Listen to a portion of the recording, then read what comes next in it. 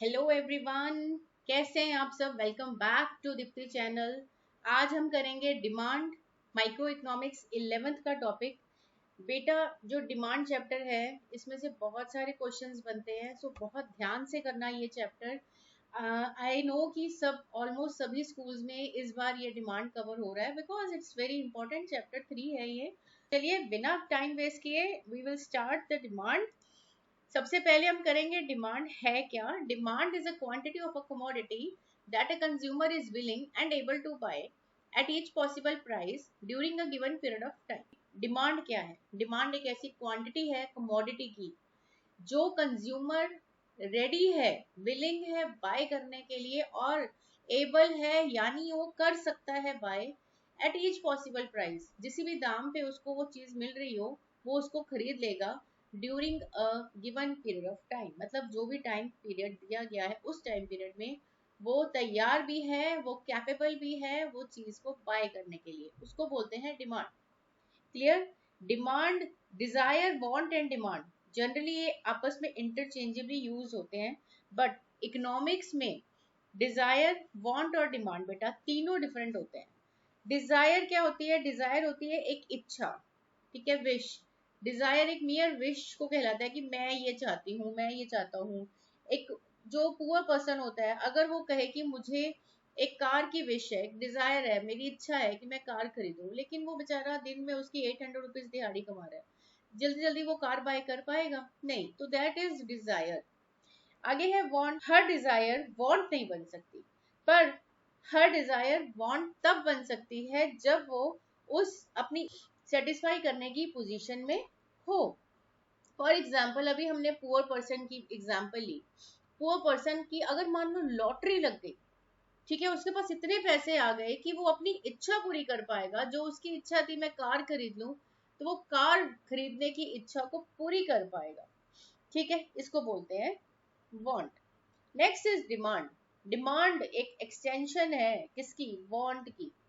Demand is always defined with reference to price. Demand को हमेशा price के reference से पढ़ा जाता है, ध्यान में रखना पहली बात। दूसरी चीज, डिमांड को हमेशा एक पीरियड ऑफ टाइम के according with respect to time पढ़ा जाता है। दो चीजें डिमांड के साथ पढ़ी जाती हैं, दैट इज प्राइस। प्राइस क्या है तो डिमांड क्या होगी, and a given period of time. और कौन से टाइम पीरियड की हम बात कर सकते हैं? एक रेफरेंस इसमें माना जाता है। फॉर एग्जाम्पल अगर अम्ब्रेलाज की डिमांड बढ़ गई है, अगर अम्ब्रेलाज की डिमांड तब बढ़ गई है जब रेनी सीजन होता है, बाहर बहुत बारिश हो रही है, 3-4 दिन हो गए लगातार बारिश हो रही है, तब डिमांड देखो अम्ब्रेलाज की कैसे बढ़ती है। हर घर के हर मेंबर को अम्ब्रेला चाहिए होगा उस टाइम पे, है ना। पहले तो 2 अम्ब्रेला है, चलो बहुत है, पड़े हैं, लेकिन जैसे ही बारिश हुई नहीं, अगर घर में 4 मेंबर है तो चारों को अम्ब्रेला चाहिए। तो this is called demand with reference to period of time. Winter season आ गया, विंटर सीजन में विंटर क्लोथ्स चाहिए, चाहिए कि नहीं? लेकिन वो समर क्लोथ्स में, अरे पीछे कर लो, दिखाओ भी मत वो समर में, तो गर्मी में तो मन नहीं करेगा, लेकिन विंटर में हमें वो समर, वो सारे विंटर क्लोथ्स चाहिए सामने, है ना। हमें ब्लैंकेट चाहिए, we need a sweater, pullover, सब कुछ चाहिए। तो that is with reference to period of time. दो चीजों के साथ डिमांड रिलेट करती है बेटा, एक है प्राइस और दूसरा है गिवन पीरियड ऑफ टाइम के साथ। तो डिमांड की जो डेफिनेशन है वो यही है कि demand is a quantity of a commodity that a consumer is willing and able to bye.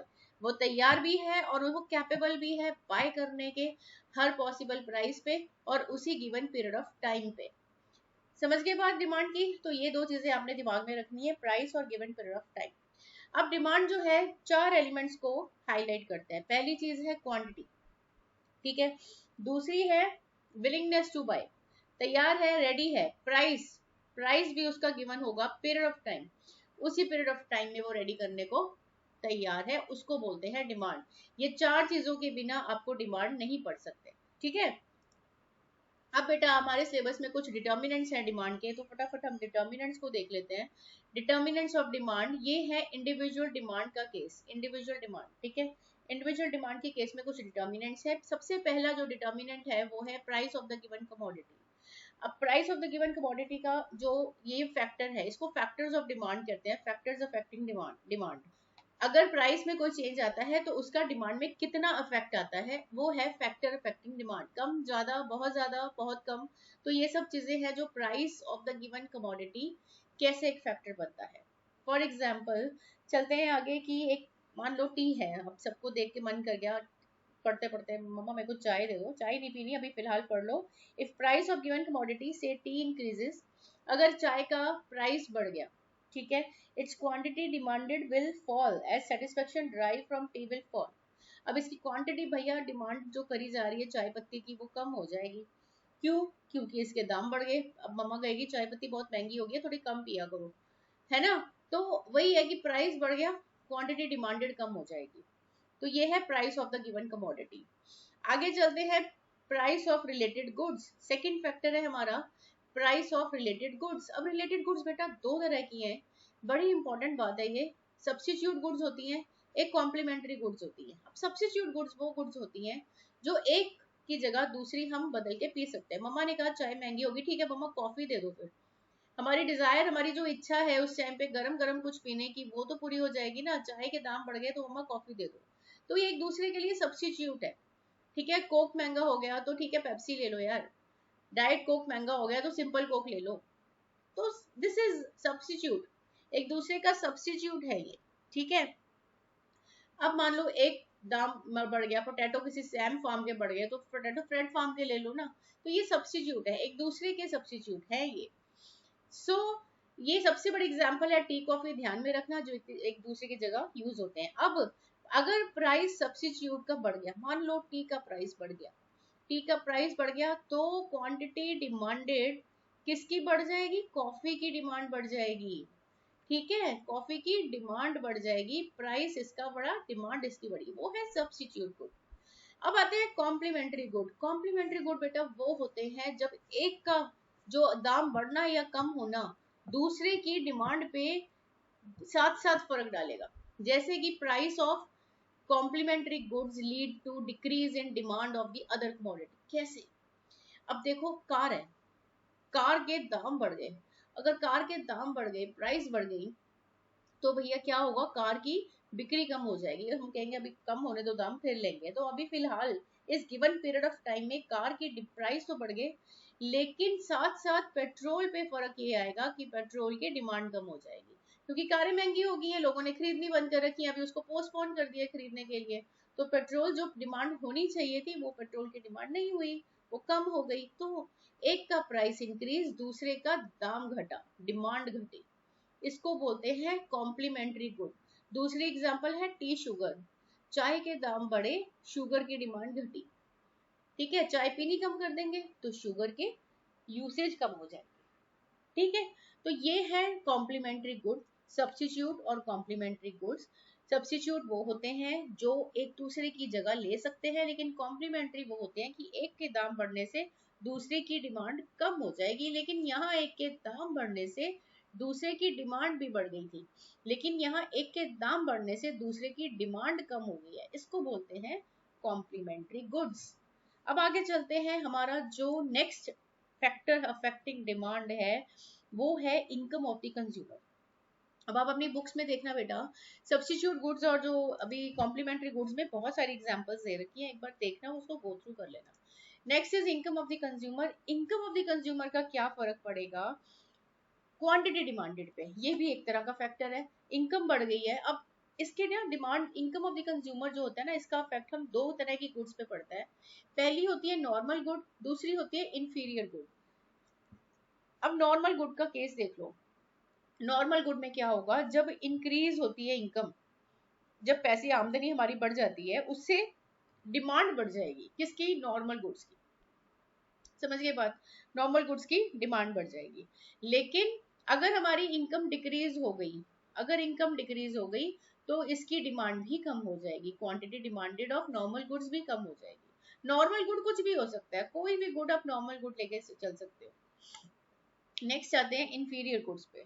Inferior goods when increase in income, मान लो इनकम बढ़ गई बंदे की, अगर इनकम बढ़ गई तो इंफीरियर वो गुड्स होते हैं बेटा जिनकी ना डिमांड जो होती है वो कम हो जाती है इनकम बढ़ने से।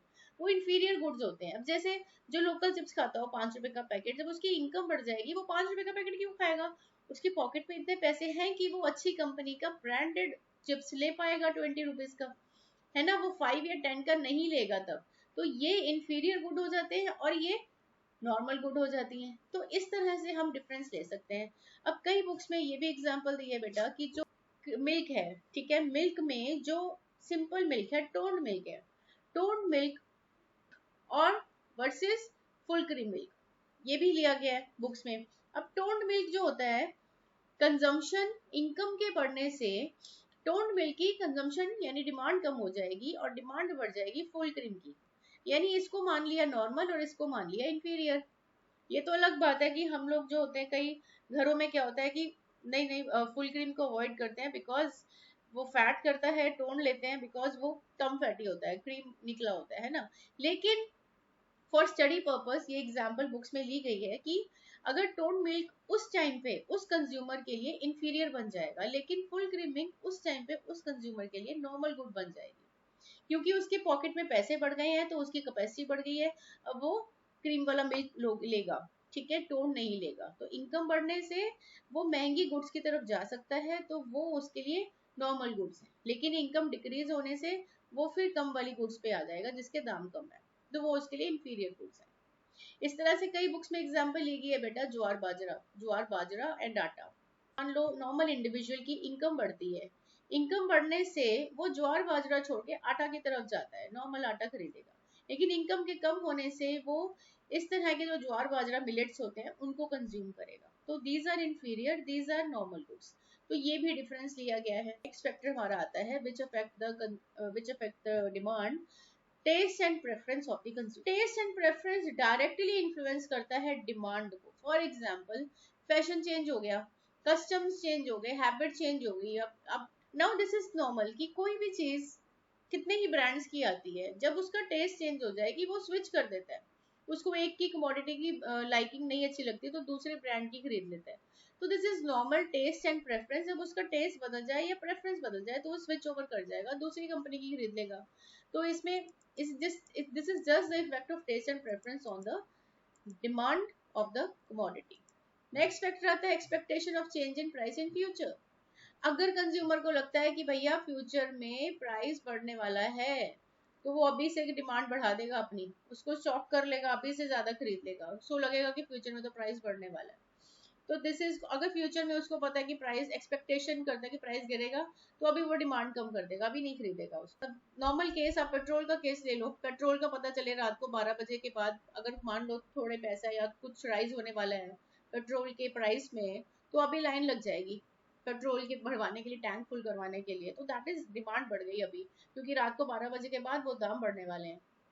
तो this is expectation of change in price in future.